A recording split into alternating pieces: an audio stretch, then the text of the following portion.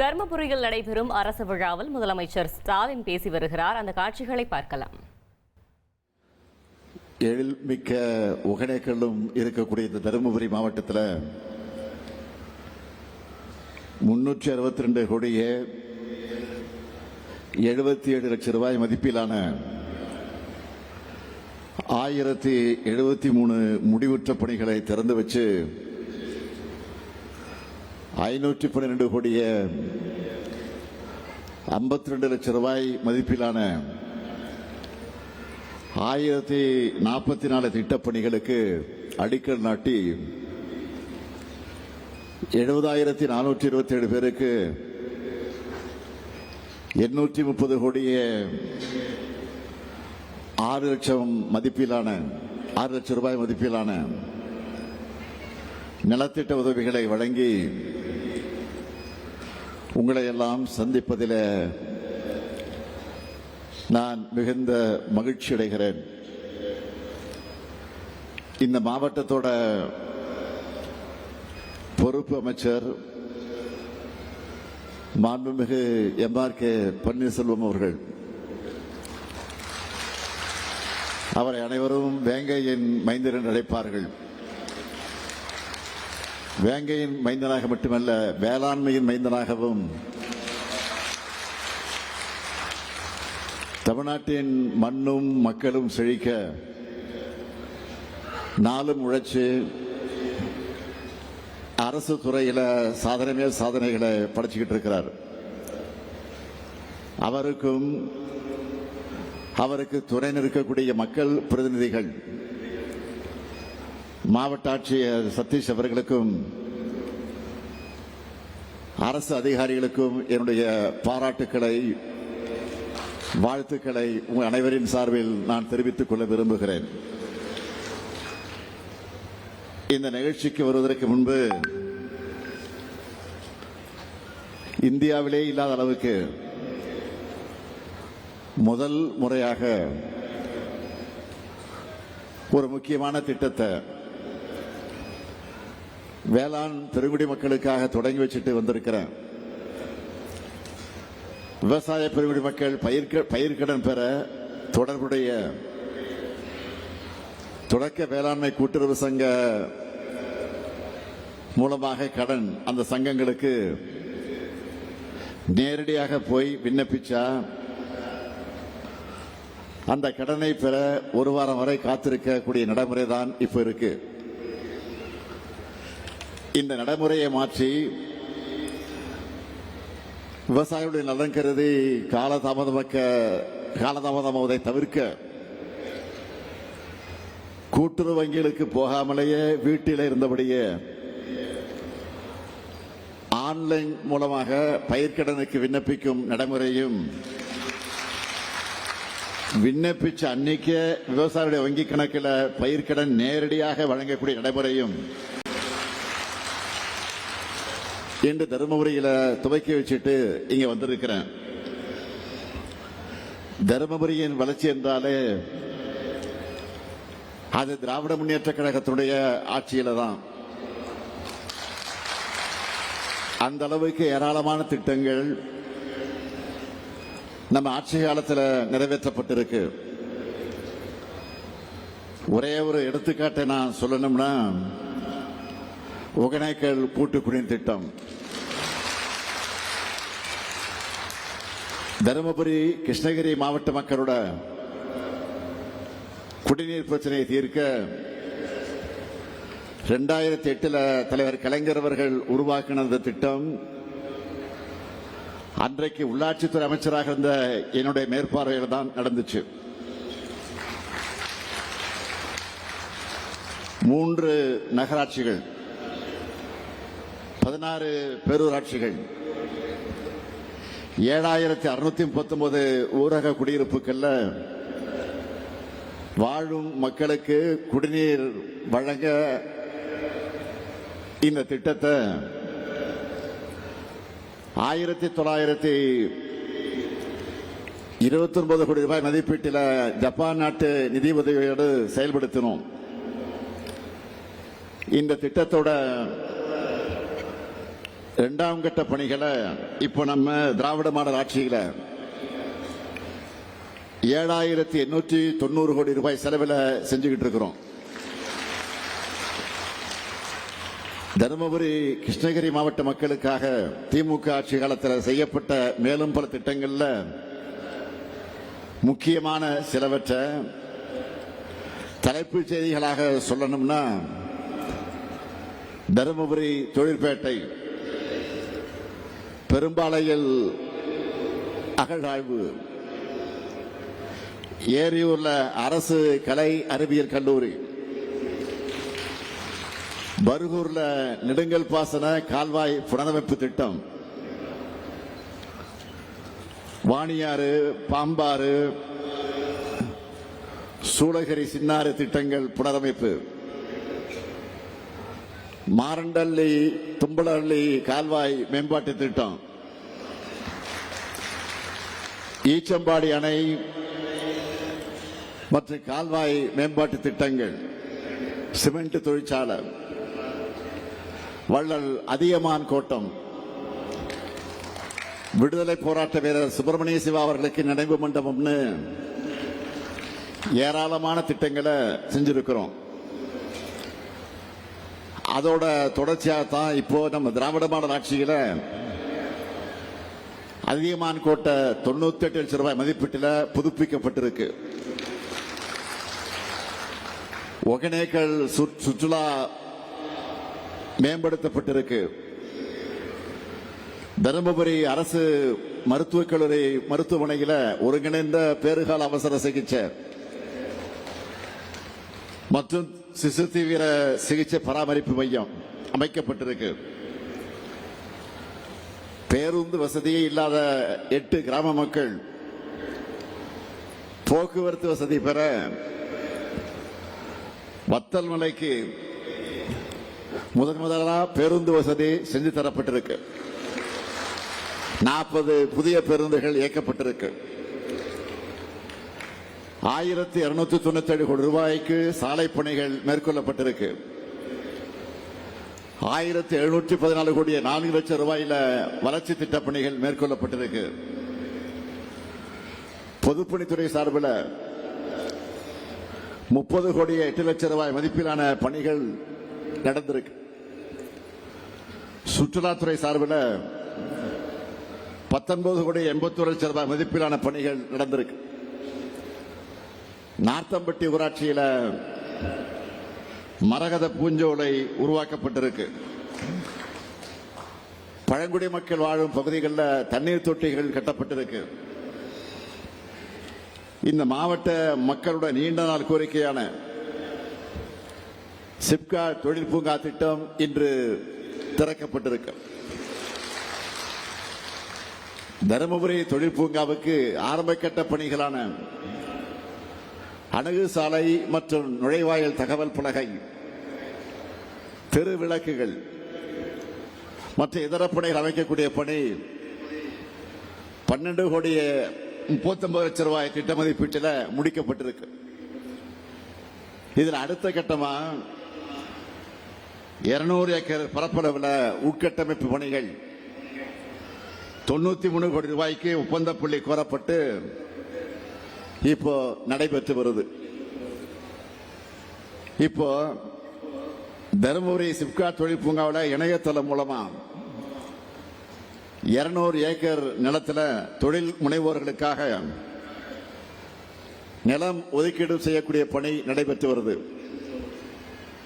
இதுல 7 தொழில் நிறுவனங்களுக்கு இடஒதுக்கீடு இறுதி செய்யப்பட்டு இன்று உங்களுடைய முன்னிலையில் வழங்கப்பட்டிருக்கு. இப்படி பல்வேறு திட்டங்கள் தருமபுரி மாவட்டத்துக்கு செஞ்சு தரப்பட்டிருக்கு. மொத்தம் இந்த 4 ஆண்டு காலத்தில் இந்த மாவட்டத்தில் மட்டும் 447 கோடி 26 லட்சம் ரூபாயில 43,86,926 பயனாளிகளுக்கு நலத்திட்ட உதவிகள் வழங்கியிருக்கிறோம். அது மட்டுமல்ல, நம்ம ஆட்சியோட முத்திரை திட்டங்கள் இருக்கு. அதுல தருமபுரி மாவட்டத்தில் பயனடைஞ்சவங்க லிஸ்ட சொல்றேன், கொஞ்சம் பெருசுதான். கலைஞர் மகளிர் உரிமை தொகை 2,84,091 பேருக்கு 1000 ரூபாய் கொடுக்கிறோம். 22,087 புதுமை பெண்களுக்கும் 11,576 தமிழ் புதல்வன்களுக்கும் மாதந்தோறும் 1000 ரூபாய் கொடுக்கிறோம். 76,958 இளைஞர்களுக்கு நான் முதல்வன் என்ற அந்த திட்டத்தில் பயிற்சி கொடுத்து அவங்களோட திறனை மேம்படுத்தி இருக்கிறோம். 48,504 குழந்தைகள் காலை உணவு திட்டத்தில் சூடா சுவையா சத்தான உணவை சாப்பிடுறாங்க. 4,22,535 பேரை மக்களை தேடி மருத்துவ திட்டத்தில் கவனிச்சிட்டோம். கலைஞரின் வருமுன் காப்பும் திட்டத்தில் 93,379 பேர் பயனடைஞ்சிருக்கிறாங்க. இன்னுயிர் காப்போம் நம்மை காக்கும் 48 திட்டத்தில் 7,838 அந்த 838 பேரோட உயிரை அவங்க குடும்பங்களோட மகிழ்ச்சியையும் காப்பாற்றி இருக்கிறோம். ஊட்டச்சத்தை உறுதி செய்ய திட்டம் 4,410 பேரை திடமானவர்களாக மாற்றி இருக்கு. கலைஞரின் அனைத்து கிராம ஒருங்கிணைந்த வேளாண் வளர்ச்சி திட்டம் மூலமா 59,374 பேர் பயனடைந்திருக்கிறாங்க. வேளாண் உபகரண தொகுப்புகள் வழங்கும் திட்டம் மூலம் 6,523 பேர் பயனடைந்திருக்கிறாங்க. புதிய வேளாண் காடு வளர்ப்பு திட்டம் மூலம் 2,125 பேர் பயனடைந்திருக்கிறாங்க. 14,514 பேர் புதிய மின் இணைப்புகளை பெற்றிருக்காங்க. 2,60,444 தொழிலாளர்களுக்கு தொழிலாளர் நலன் மற்றும் திறன் மேம்பாட்டுத்துறை நலத்திட்ட நிதி உதவிகளை வழங்கியிருக்கிறோம். டாக்டர் முத்துலட்சுமி ரெட்டி மகப்பேறு திட்டம் மூலம் 78,070 பேர் பயனடைந்திருக்கிறாங்க. டாட்கோ மூலமா 896 பேருக்கு கடனுதவி வழங்கி இருக்கிறோம். தனியார் துறை வேலைவாய்ப்பு முகாம்கள் மூலமா 6,276 பேர் வேலைவாய்ப்புகள் பெற்றிருக்கிறாங்க. இப்படி இத்தனை லட்சம் மக்களுக்கு இத்தனை திட்டங்களை தருமபுரிக்காக செஞ்சிருக்கிறோம், தொடர்ந்து செஞ்சுக்கிட்டு இருக்கிறோம். இனியும் நாங்க தான் செய்யவும் போகிறோம். இவ்வளவு திட்டங்களை சொல்லிட்டு இப்படிப்பட்ட ஒரு பெரிய விழாவில் புதிய அறிவிப்புகளை வெளியிடாமல் இருக்க முடியுமா? அதனால சில அறிவிப்புகளை நான் வெளியிட விரும்புகிறேன். முதல் அறிவிப்பு, சித்தேரி ஊராட்சியில் இருக்கக்கூடிய 63 மலை கிராமங்களில் வசிக்கிற பழங்குடி மக்களும் குளகம்பட்டி, சின்னாங்குப்பம், கோபிச்செட்டிப்பாளையம் உள்ளிட்ட கிராமங்களில் வாழக்கூடிய பொதுமக்களும் பல்வேறு பணிகளுக்கு பாப்பிரெட்டிப்பட்டி வட்டாட்சியர் அலுவலகத்துக்கு போறதுக்கான தூரம் அதிகமாக இருக்குன்னு சொல்றாங்க. அதனால இந்த கிராமங்கள் எல்லாம் பக்கத்தில் இருக்கக்கூடிய அரூர் வருவாய் வட்டத்தில் இது இணைக்கப்படும். இரண்டாவது அறிவிப்பு, ஒகேனக்கல் தருமபுரிய இணைக்கக்கூடிய மாவட்ட நெடுஞ்சாலையில் தருமபுரியில் இருக்கக்கூடிய ஆட்டுக்காரம்பட்டி முதல் பெண்ணாகரம் வரை இருக்கக்கூடிய 25 கிலோமீட்டர் நீளமுள்ள சாலை பகுதி தற்போதுள்ள இருவழித்தடத்தில் இருந்து 4 வழித்தடமா 165 கோடி ரூபாய் மதிப்பீட்டில் 2 கட்டமாக மேம்படுத்தப்படும். மூன்றாவது அறிவிப்பு, நல்லம்பள்ளி ஊராட்சி ஒன்றியத்தில் பரிகரம் ஊராட்சியில் பரிக முதல் மலையூர் வரை இருக்கக்கூடிய வனச்சாலை 10 கோடி ரூபாய் மதிப்பீட்டில் தார் சாலையாக மேம்படுத்தப்படும்.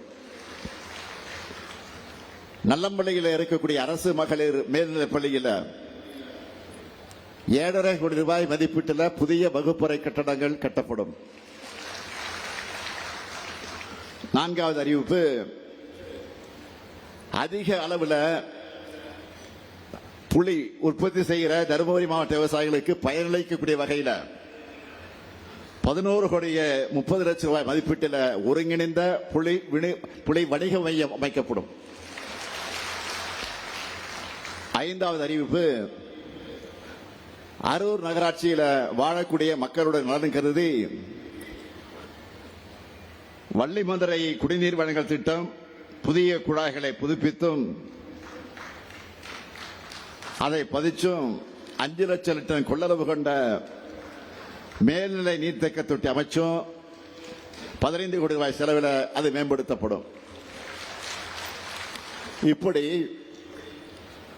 மாநிலத்தினுடைய ஒவ்வொரு பகுதியோட ஒவ்வொரு தனி மனிதருடைய எதிர்பார்ப்பையும் நிறைவேற்றி தரக்கூடிய ஆட்சியா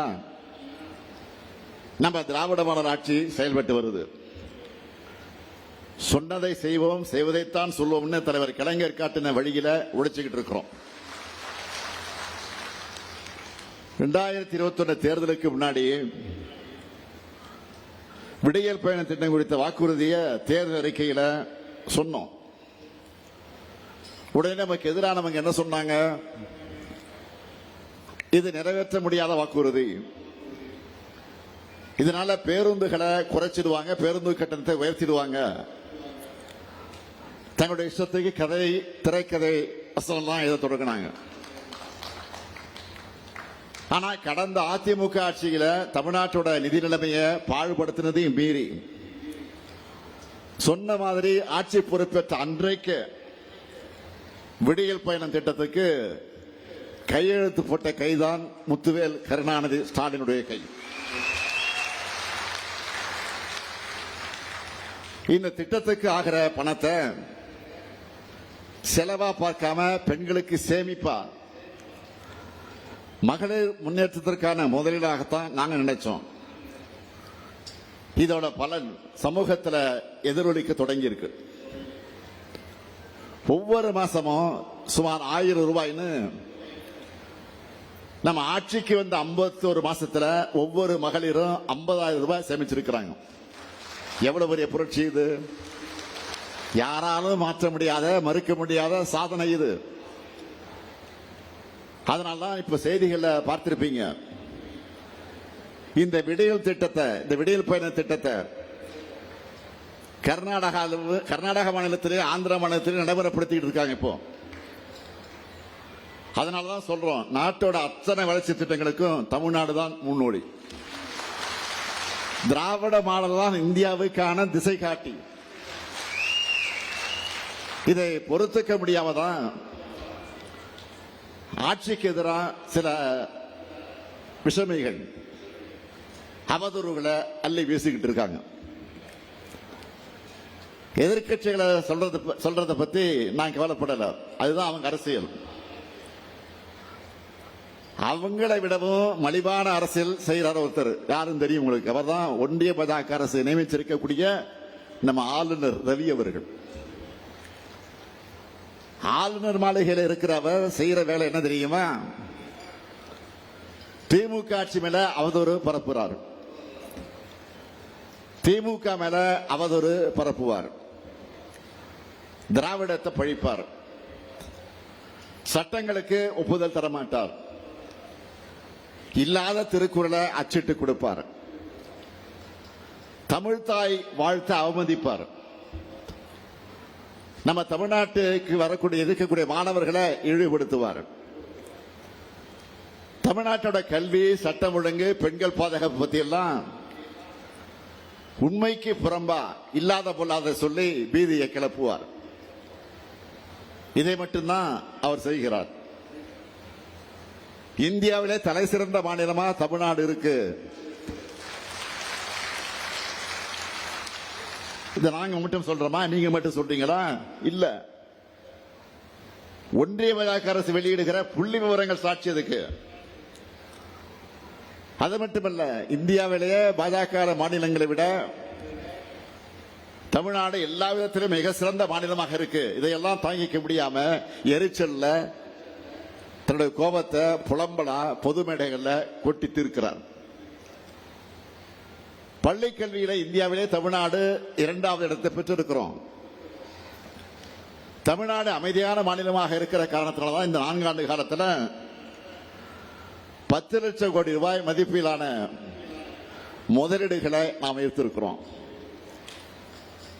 பெண்களுக்கு பாதுகாப்பு இல்லையா, ஆளுநர் கண்டுபிடிச்சிருக்கிறார். தேசிய குற்ற ஆவண காப்பகத்தின் 2022ஆம் ஆண்டு அறிக்கையின்படி இந்தியாவிலே பெண்களுக்கு எதிரான குற்றங்கள் நடக்கிற மாநிலங்கள்ல பாஜக ஆளுகிற உத்தரப்பிரதேசம் தான் முதலிடத்தில் இருக்கு. அதனால ஆளுநர் அவர்களை நீங்க கம்பு சுத்த வேண்டியது இங்க இல்ல, பாஜக ஆளக்கூடிய மாநிலங்கள் தான் இப்ப கம்பு சுத்தணும், தமிழ்நாட்டில் இல்ல. இப்ப அங்க போய் சுத்துங்க.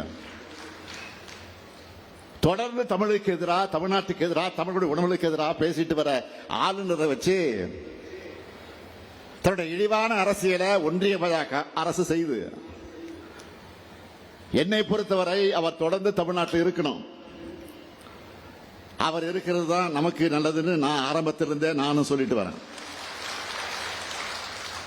ஏன்னா நமக்குள்ள இருக்கிற மொழி உணர்வை, இன உணர்வை, திராவிட இயக்க கொள்கை உணர்வை பட்டு போகாம விடாம, கொள்கை நெருப்பு அணையாம பாத்துக்கிறதுக்கு வேலையை ஆளுநர் சிறப்பா செஞ்சுக்கிட்டு இருக்காரு. அவர் பேசட்டும், நான் அதை பத்தி கவலைப்படல. என்னுடைய நோக்கமெல்லாம் மக்களாகிய உங்களை பத்தி தான். வாக்களிச்ச உங்களுக்கு உண்மையாக இருக்கணும் என்பதுதான் என்னுடைய ஒரே சிந்தனை. இந்த 2 வாரங்களுக்குள்ள 3 முக்கியமான திட்டங்களை தொடங்கி வச்சிருக்கிறேன். உங்களுடன் ஸ்டாலின், நலம் காக்கும் ஸ்டாலின், தாயுமானவர் திட்டம். இந்த திட்டங்களை பற்றி நான் அதிகம் விவரிக்க தேவையில்லை. ஏனென்றால் பயன்பெற்று வரக்கூடிய நீங்களே அந்த திட்டங்களுக்கு தூதுவராக மாறிட்டீங்க. இப்போ அரசு துறை சேவைகளில் பொதுமக்களுடைய அனைத்து கோரிக்கைகளையும் உடனுக்குடன் நிறைவேற்றி வருது உங்களுடன் ஸ்டாலின். இதுவரை 3561 முகாம்கள் நம்ம அரசு மேல, அரசு மீது நம்பிக்கை வச்சிருக்கக்கூடிய அந்த முழு நம்பிக்கையோடு 3,41,395 பேர் தங்களுடைய கோரிக்கைகளை மனுக்களாக கொடுத்திருக்கிறாங்க. நலம் காக்கும் ஸ்டாலின் திட்டத்தில் 74 முகாம்கள் மூலமா இதுவரை 92,841 பேர் பயனடைஞ்சிருக்கிறாங்க. தாயுமானவர் திட்டத்தில் முதியோர்கள், மாற்றுத்திறனாளிகளின் குடும்பங்களை கண்டறிந்து அவங்க வீடுகளுக்கே நேரடியாக ரேஷன் பொருட்கள் தரப்படுது. இப்படி 21 லட்சம் குடும்பங்களுக்கு அரசே அத்தியாவசிய பொருட்களை கொண்டு போய் கொடுக்குது. வயசானவங்க ரேஷன் கிடைக்க வர தேவையில்லை, வரிசையில் நிற்க தேவையில்லை, பொருட்களை வீடு வரை கஷ்டப்பட்டு தூக்கிக்கிட்டு போக தேவையில்லை. இது எல்லாத்தையும் அரசே செஞ்சு தருது. இதன் மூலமா அரசுக்கு கூடுதல் செலவாகும் என்றாலும் அதை பற்றி நாங்கள் கவலைப்படல. அது செலவாக அரசோட கடமையாகத்தான் நாங்கள் நினைக்கிறோம். வீட்டுக்கே பொருள் வந்து சேர்ந்ததும் அந்த முதியோர்கள் கொடுத்துட்டு வர பேட்டிகள் எல்லாம் ஊடகங்களை நான் பார்த்தேன். உணர்ச்சி பெருக்கோடு நான் தழுதழுக்க அவங்க பேட்டி தராங்க. அந்த பேட்டிகளை பார்க்கும்போது நானும் அதிக உணர்ச்சி வசப்படுகிறேன், நெகிழ்ந்து போகிறேன். நான் முதலமைச்சரான நோக்கம் நிறைவேற்று இருக்கக்கூடிய நினைச்ச உள்ளபடியே மகிழ்ச்சி அடைஞ்சிட்டு இருக்கேன், மன நிறைவடைகிறேன். அடுத்து அமைய போகிறது உங்களுடைய முத்துவேல் கருணாநிதி ஸ்டாலின் ஆட்சி தான். திராவிட மாடல் 2.0 ஆட்சியில இந்தியாவில் அனைத்து துறையிலும் வளர்ந்த மாநிலமாக தமிழ்நாட்டை உயர்த்துவோம். உங்க எல்லோருடைய கோரிக்கை நிறைவேற்ற ஆட்சியாக நிச்சயம் இருக்கும் என சொல்லி நான் மீண்டும் மீண்டும் சொல்லுகிறேன், இந்த ஆட்சி உங்களுக்கான ஆட்சி, மக்களுக்கான ஆட்சி, ஏழை எளியவர்களுக்கான ஆட்சி, பாட்டாளி பெருமக்களுக்கான ஆட்சி, மகளிருக்கான ஆட்சி, இளைஞர்களின் ஆட்சி, ஒட்டுமொத்த உங்களுக்கான ஆட்சி ஆட்சி என்று சொல்லி விடைபெறுகிறேன். நன்றி, வணக்கம்.